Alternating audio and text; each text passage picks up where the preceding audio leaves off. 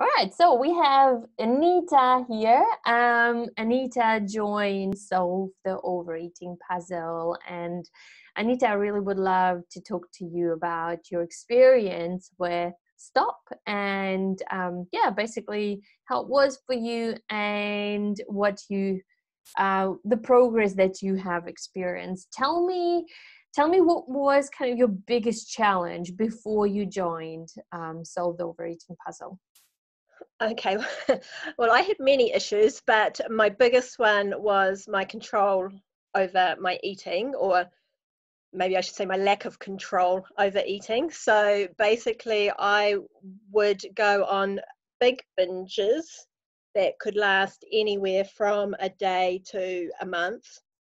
And the only way that I had found to pull myself out of that that binge was to go on something that was really, really restrictive. So the less choice I had around what foods I could eat, the better, because if I went off it on the slightest little bit, I'd just go back straight into that binge eating cycle. So for me, the binge restrict cycle was the biggest thing. Yeah. And when you're saying the only way for you to manage was to go on that really, really restrictive way of eating, now, how did that work for you? Well, I think I've been eating like this, I think, since I left home when I was 18, which was about, oh, God, well, I'm 46 now, so I'm no good at the math, but I would say for the last 28 years, probably there's been 4 or 5 times that I've actually been able to stick on something that restrictive for a long enough time to lose a significant amount of weight. But usually I could only stick on these restrictive diets for a day, a week, 2 weeks, something like that. So I found like my body weight was, I've always been big, but it would fluctuate. And and I had all those other emotions that you get when you're sort of in a constant state of failure. So that's how you start to look at yourself, and you start to, you have no self-worth. You've got low self-esteem. You don't think much about yourself. You don't want to put yourself out there. So I had all those issues as well, which all came down to my eating. Such a common topic as well, because when we go on these diets and then we can't sustain them, because obviously that's what we get promised, right? That you just do that, you'll be fine, you'll be happy for the rest of your life. But because the nature of restrictive eating is just not sustainable for a lot of us, for let's say the rest of our lives. It is maybe sustainable, like you're saying, for a certain period of time, can be from a day to even for some people up to a few months, but we can't sustain it for the rest of our lives. And then obviously, of course, then often it will then there is a message, then you failed, you didn't work hard enough, you don't have that willpower. And I think for me as well, that I was focusing on the wrong things as well, because for me, the focus was all about weight loss. So I knew that these diets that I were doing, they weren't sustainable, but I just wanted to do them for the short term to lose the weight. And that was all I was focused on. I've just got to do it to lose the weight. Mm-hmm. But, the times where I did lose the weight, once I'd lost the weight, I had nothing to work for. So I went straight off those diets and put it back on. Or I could never stay on them long enough to lose the weight anyway. That's very interesting what you're saying. That would be completely different coaching, actually. Like I would actually even do a full coaching session on just, like you're saying, well, then I didn't have anything to focus on. It kind of becomes our life project as well, yes. Right? Yeah, yeah. Well, I've changed my way of thinking now. So now I'm thinking a healthy approach to eating as a whole, rather than just that one part of it, just the weight loss side of things. So when I first started it, of course, it was right during the lockdown time, and I was all in a panic because I'd done nothing but eat for 6 weeks over lockdown, and I was just, the first thing I wanted to do was jump on a low calorie diet, and so that was luckily I'd found you just before lockdown finished, and I was, no, I'm not going to do it this time. I'm going to work through this program and just trust the process and let it work and see what happens. And so far it's been great, and I just feel so much better. Yeah, that's awesome. Yeah. Tell me what was appealing to you about this program. Okay, so, well, as you know, you did a one-off seminar for my boot camp class. Mm-hmm. And you were talking to us about your experiences and how you've overcome them. And I was, like you've said, it's just what you were saying was like you were just speaking straight to me. It was my behaviors and my emotions and my thoughts were, you'd been through it all and you'd overcome it. And to know that you'd been able to find the tools, and it's something that I could fix, that I would have that freedom of not thinking constantly about food, about what I'm going to be eating next, or what I'd like to be eating but I'm not allowed to be eating. It just blew my mind, and I was so excited when I got off that seminar. And to know that you're not alone and there's other people out there that are actually going through the same thing and feeling the same things was it was very freeing, and I just couldn't wait to get started. Yeah. Okay. All right. So, and then you started the program. When is it that you notice that things are shifting for you? In the first week. So the first thing that I noticed was I was starting to ask myself, when I found myself standing at the pantry or the fridge, what am I here for? Am I actually hungry? Am I here because of some other reason? And for me, boredom was a big one. And or I was thirsty. I found a lot of the time I just wanted a drink of water. And so I found that in the first week. And once you'd asked that question, what am I here for? What am I actually wanting? Then you could say, well, I don't want food right now. I don't need food right now. And you could start to walk away. And I noticed that happening in the first week. And then going to the grocery store, being able to go to the grocery store and just feeling your level of emotion staying the same throughout the whole store, not getting really excited when you're in the junk food aisle. That was something that I noticed in the first week, that I could walk down the junk food aisle and just, it felt the same as if I was down the egg aisle or the soup aisle. It was no different. It was, it was quite noticeable. It's like the magic of this food was gone. Yeah. And a lot of it was the permission that you're giving yourself. So once I stopped saying, I can't have chocolate, I can't have potato chips, I can't have lollies, and saying, hey, I can have those things, but do I want them right now? I could always come back and get them later. That just made a huge difference to me, for what I'm doing now with food in the house is like, even my husband can't get over the fact that that I'm sitting there and there's chocolate in the fridge and there's things in the cupboard. Yeah. And it's not gone within 5 minutes. Yeah, I don't have that urge to scoff everything the minute that it comes into the house. Yeah, that's powerful. I love what you said. It's about permission.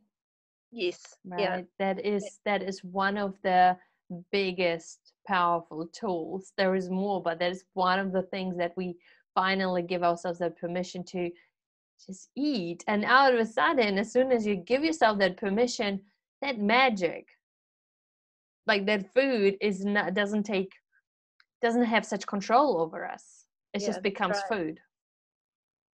Yeah, so that's what I've been finding. That's what I've been working on mostly since I've started the course. Mm-hmm.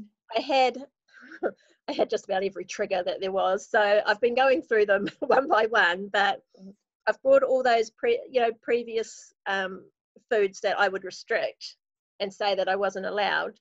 They're all in the house now, and I'm really comfortable with them being there. I don't have that voice nagging me that, oh, it's there, you better go eat it. In fact, we had people around for dinner on Saturday, and I did a self-sourcing pudding, which kind of quite a cakey pudding, and I love cake. and I'm throwing away cake tomorrow in the rubbish because it's just been sitting in the fridge and no one's eating it. So, you know, and it was a good cake. It wasn't that it was a bad cake. But, Yeah. yeah, and I was saying today, I don't think I've ever in my life thrown away cake. In fact, I used to have a fork in my handbag for years, just in case of cake. Wow. So, Wow. so yeah, that's a big thing. And Yeah. like I said, it's just that sense of freedom that you get, that you're just not constantly obsessing about what there is there to eat. Any other changes you've experienced? I mean, that's powerful. I mean, that is basically, I guess, the main goal of the course, right? That food doesn't take control over you, doesn't have control over you, that you feel more empowered, more in charge of your decisions. And it sounds like really that's what you're experiencing. Any other changes that you've experienced so far, or things that you have changed so far? Well, just I think working on my awareness now. So all the time kind of thinking why. For example, we went on a trip to Palmerston North to visit my daughter, and it's about a 5-hour trip. And the minute I got in the car, I was thinking, oh, I want some lollies. And I was, well, stop and think. You know, it's just after breakfast. You're not hungry. Why do you want the lollies? And it's, well, because that's what we've done when we've gone on a long trip. We have lollies in the car. And I was, okay, well, we don't need them. So, but we'll see how we feel when we stop for petrol further down the track. We'll have a think about it then. And of course, when that time came, I still didn't feel like them. So we did the whole trip with no lollies. And it was actually the best trip that we've had. You know, I wasn't constantly thinking about what can I eat next? When's the next stop that I can stock up on food? And, you know, we had a lovely chat with my husband the whole way down, and it just seemed like the fastest trip down to Palmerston North that we've done. And it was, you know, it was great. And it's things like that, always working on little tricks to get you through. So I have found for me, so I need a snack mid-morning, and I need my lunch. But when I had them together in the same lunchbox, I was going for my snack at about 10:30, but I was eating everything in the lunchbox.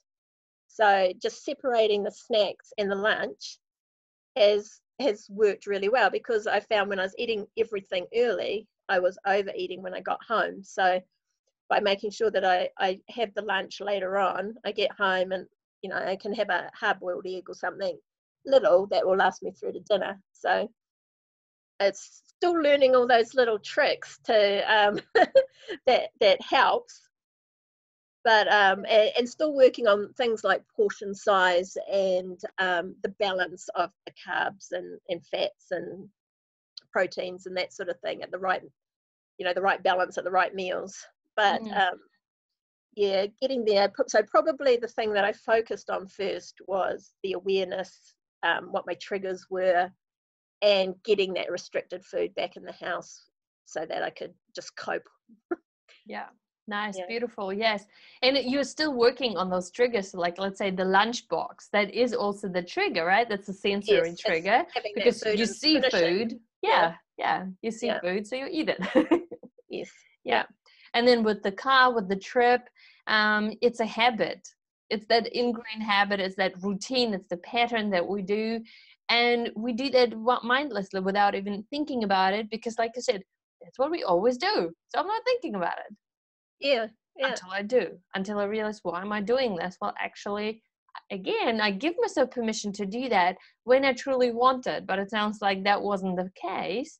So now you could focus on things that truly matter to you, being present with your partner, with your husband, having a conversation, your daughter, and yeah, the whole Yeah. experience, the entire trip itself. Yeah. Mm. So and other changes that I've found as well is that just a lot more happier, and I'm a lot more confident, and you know, enjoying going out and seeing people, and just all those little things, dressing better. doing all those little tricks that you've told us that just actually make you feel better within yourself, having a routine, keeping your house clean, you know, cooking your meals every night, and that sort of thing. It's made a huge difference. Oh, so beautiful. My heart is full just listening like this. So, who would you recommend this program for? Oh, I'd recommend it to anyone who's got a disordered type of eating. It's I mean, I thought that I was despairing. I was actually down. I've tried everything in my lifetime. So I think that I've tried every diet. I've tried hypnosis. I've done this, done that. And I was at the stage where I was talking to my husband. I was thinking, is the only way that I'm going to be able to stop eating do a gastric surgery or something like that? And I've been probably one thing I've had in my favor. I've always been very active, and so even though I've been quite big, I've been mobile. And but I think, you know, I'm getting older now, and what happens when all the aches and pains kick in, and I can't do indoor netball and basketball and all these sports that I play, and you know, I'm just going to end up like these people that you see on TV that are immense. And so to find something that I believe is going to work, it's been life changing. It's taken away that whole worry about the future. Awesome. So happy. And you did the work. I need to acknowledge you did the work. You showed up, you did your homework, you practiced what we've discussed, and that's what matters. It's a big, big part of your success. It is, and it'll take a long time too. There's triggers you don't even know you've got until they turn up, and so that it's constantly working on it.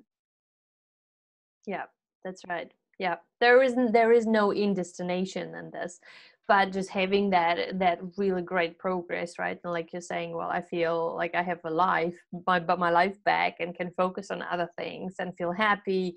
I think, yeah, that's beautiful. Well, thank you so much for jumping on and sharing your experience. It truly means a lot to me. Oh no, thank you. I'm so happy that you came into my life when you did. It was just when I needed you. Oh, And yeah, you've just it's going to be life changing, and I'm just excited to get going and learn more and be more in control. yeah, awesome. Thank you.